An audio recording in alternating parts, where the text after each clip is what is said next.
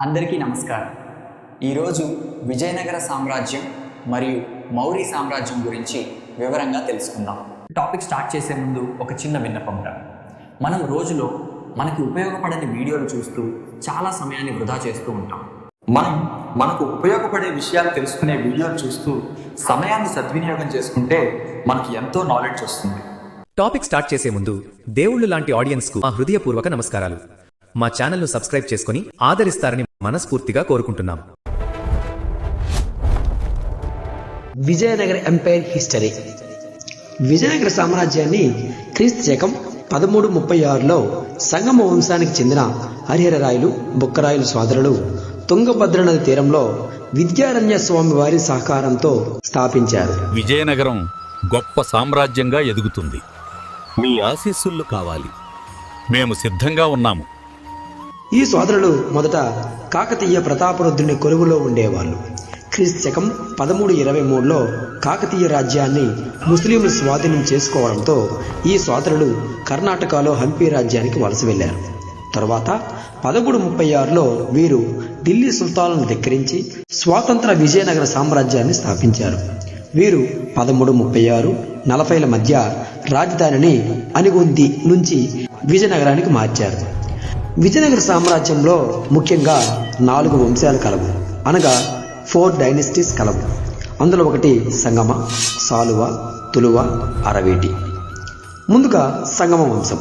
ఇది క్రీస్తు శకం 1336 నుంచి 1485 వరకు కొనసాగింది.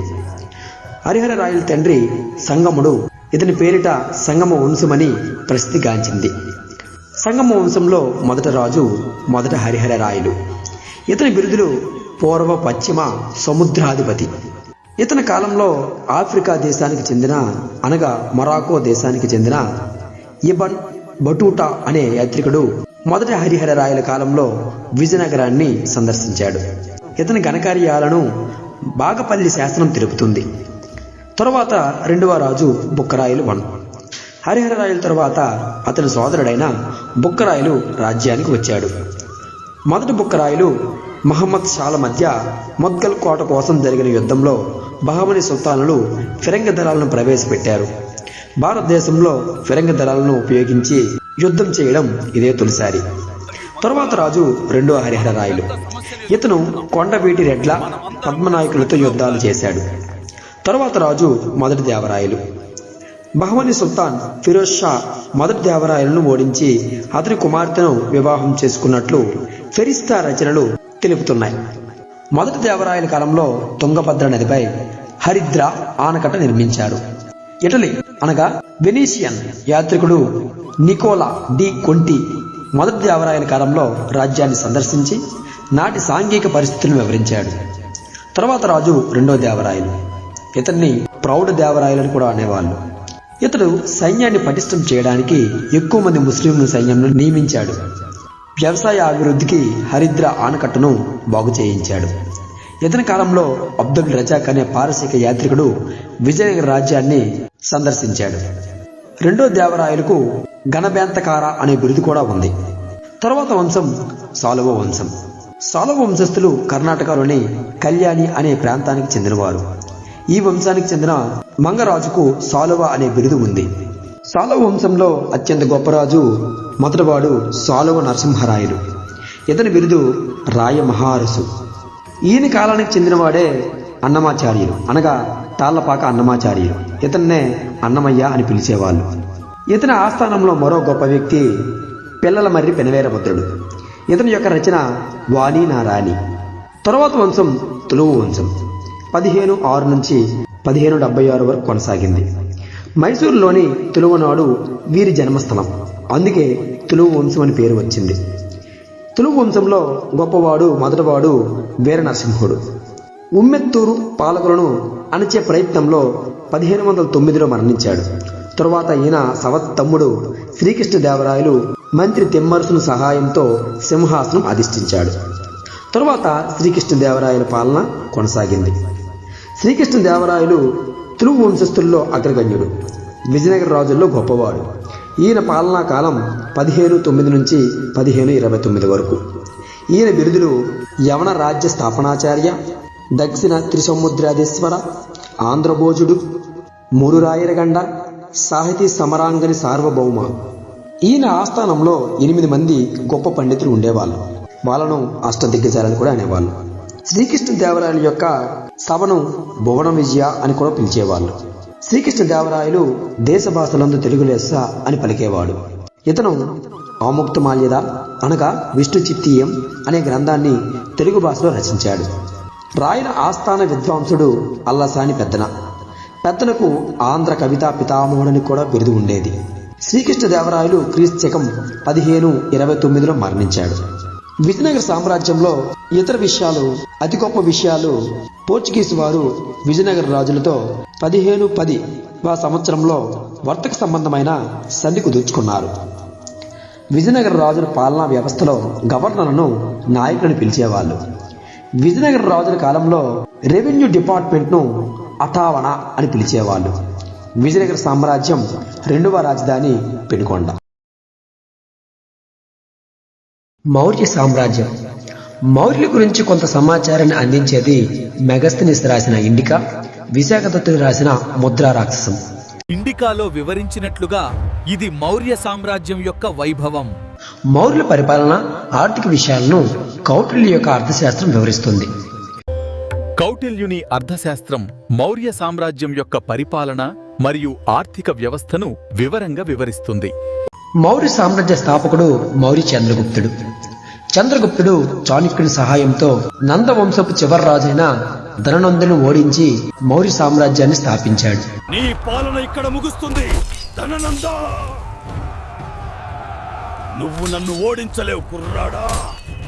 ఈయన కాలంలో అలెగ్జాండర్ సేనాని సెల్యూకస్ నికేటర్ భారత్పై దండెత్తి ఈయన చేతిలో ఓడిపోయాడు. ముందుకు దూకండి సైనికులారా, వారిని ఓడించండి.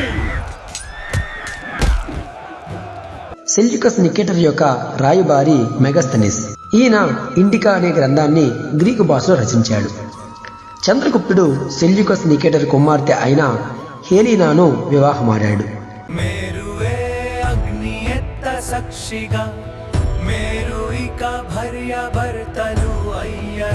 చంద్రగుప్తుని ప్రధాని అయిన కౌటిల్యుడు అనగా చాణక్యుడు అర్థశాస్త్రం రచించాడు. కౌటిల్యుడిని ఇండియన్ మాకియవెల్లి కూడా పిలిచేవాళ్ళు. ఒక చక్రంతో మాత్రమే బంది నదవాదు కాబట్టి రాజుకు సహాయం చేయడానికి ప్రధానమంత్రిని నియమించాలి. భూమి సర్వేను చేపట్టిన మొట్టమొదటి భారతీయ రాజుగా చంద్రగుప్తుడికి మంచి పేరుంది. ఈ భూమి మన సామ్రాజ్యానికి గుండెకాయ అవుతుంది.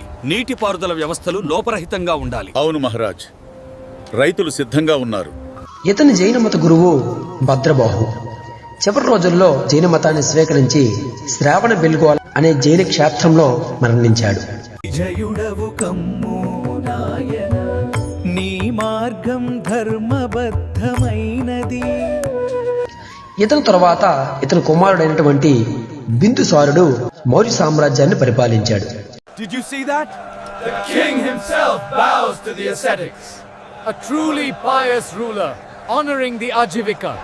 ఇతని బిరుదులు అమిత్రగాథ అనగా శత్రువులను సంహరించేవాడు, సింహసేనుడు. ఇతను ఆజీవిక మతాన్ని ప్రోత్సహించాడు. గ్రీకులు ఇతనిని అమిట్రికేతన్ అని పిలిచేవాళ్ళు. ఇతని తర్వాత మౌర్య సామ్రాజ్యాన్ని పాలించిన వ్యక్తి అశోకుడు. అశోక అనగా దుఃఖం లేనివాడని అర్థం.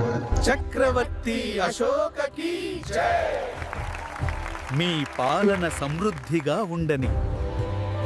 అశోకుడిని దేవనాంప్రియ, ప్రియదర్శి, లాజా మగధే అని పేర్కొన్న శాసనం భద్రు శాసనం.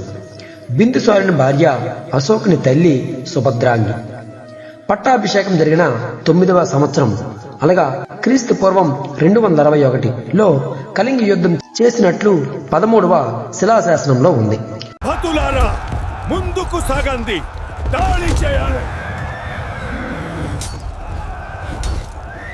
అశోకుడు కళింగ యుద్ధం తర్వాత హింసను వదిలి బౌద్ధ మతాన్ని వ్యాప్తి చేశాడు. నన్ను క్షమించండి వీరులారా, ఈ రక్తపాతానికి అంతం లేదా? అశోకుడు సింహాసనం అధిష్ఠించిన 10 సంవత్సరాల తరువాత సంబోధి యాత్ర చేశాడు.